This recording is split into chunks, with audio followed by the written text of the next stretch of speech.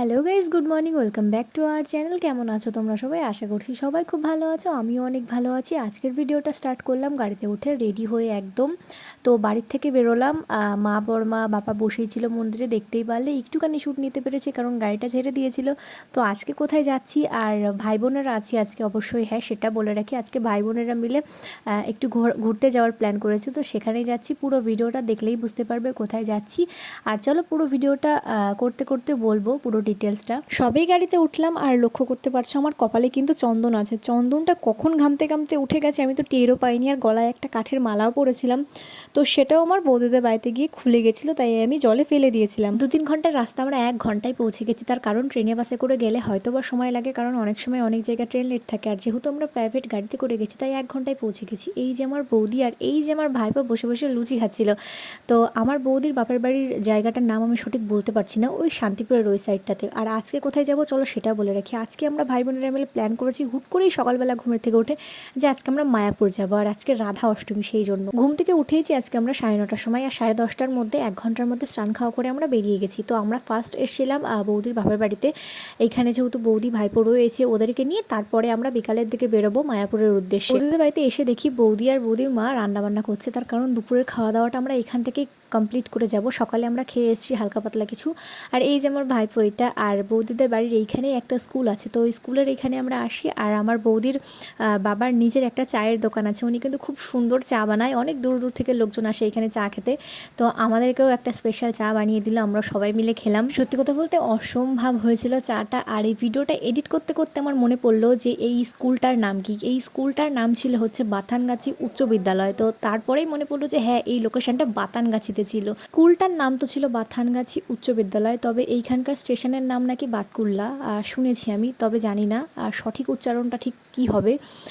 তারপরে আমরা এখানে ভাই বোনেরা মিলে কিছু মাখাও খাই, যেরকম ঝালমুড়ি, তারপরে কামরাঙা, তারপরে ছোলা, এই সমস্ত খাওয়া দাওয়া করার পরে আমরা আবারও বাড়ি ফিরে আসি, কারণ দুপুরের খাওয়া দাওয়াটা সেরে তো আমাদেরকে আবার বেরোতে হবে। আমার 2 দিদি তো পেছন পড়ে গেছে, আর প্রচণ্ড বৃষ্টি হচ্ছিল জন্য বৃষ্টির কারণে আমরা রাস্তায় অনেক জায়গায় আটকে গেছি। আর রাস্তায় আসার পথে একটা সুন্দর মন্দির দেখতে পেলাম যেখানে নাম কীর্তন হচ্ছিল। এইখানেও ভেতরে রাধাকৃষ্ণের মূর্তি ছিল। আর আজকে যেহেতু রাধা অষ্টমী ওই জন্যই হয়তো একটু গান বাজনা হচ্ছিল, তো ওইখানে দাঁড়িয়ে একটু প্রণাম করে তারপরে আমরা বৌদিদের বাড়িতে চলে আসি।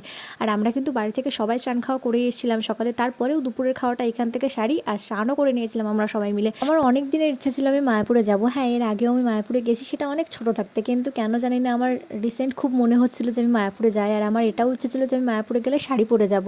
তো মাকে বলতাম আমি প্রায় যে চলো না মা মায়াপুরে যাই, কিন্তু ভগবান যে আমার ইচ্ছাটা এইভাবে এইরকম একটা সময় এসে পূর্ণ করবে, রাধা অষ্টমীর দিনে এসে, আমি কখনো ভাবতেই পারিনি।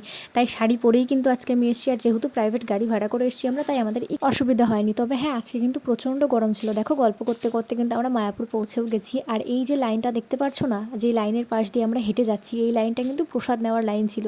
তো আমরা সবাই যেহেতু খাওয়া দাওয়া করে আসলাম, তাই আমরা আর লাইনে দাঁড়াবো না, আমরা এখন যাচ্ছি গোশালা। আগের বার এসে না আমরা মন্দিরের এদিকে সেদিকে গঙ্গার ঘাট থেকে শুরু করে নবদ্বীপ, মায়াপুর সব জায়গায় ঘুরেছিলাম। গোশালাতে রাত করে এসেছিলাম জন্য আমাদেরকে ঢুকতে দেওয়া হয়নি, তাই এইবার এসে সেই ভুলটা করিনি। সবার ফার্স্ট গাড়ি থেকে নেমেই আমরা গোশালাতে এসেছি। এইখান থেকে বেরিয়ে তারপরে আমরা যাব গঙ্গার ঘাটে, তারপরে আমরা সন্ধ্যা আরতিটা দেখেই বেরিয়ে যাব। আজকে সকাল থেকে কিন্তু 2-1 বৃষ্টি হয়ে গেছে চিটে ফোটা, আর প্রচণ্ড গরম পড়েছিল, মনে হচ্ছিল জোরে বৃষ্টি আসবে, জোরে বৃষ্টি আসলেই যেন আবহাওয়াটা ঠান্ডা হবে। আমরা যেদিন মায়াপুরে গেছিলাম সেদিন তো রাধা অষ্টমী ছিল, ভালোই ভিড় ছিল।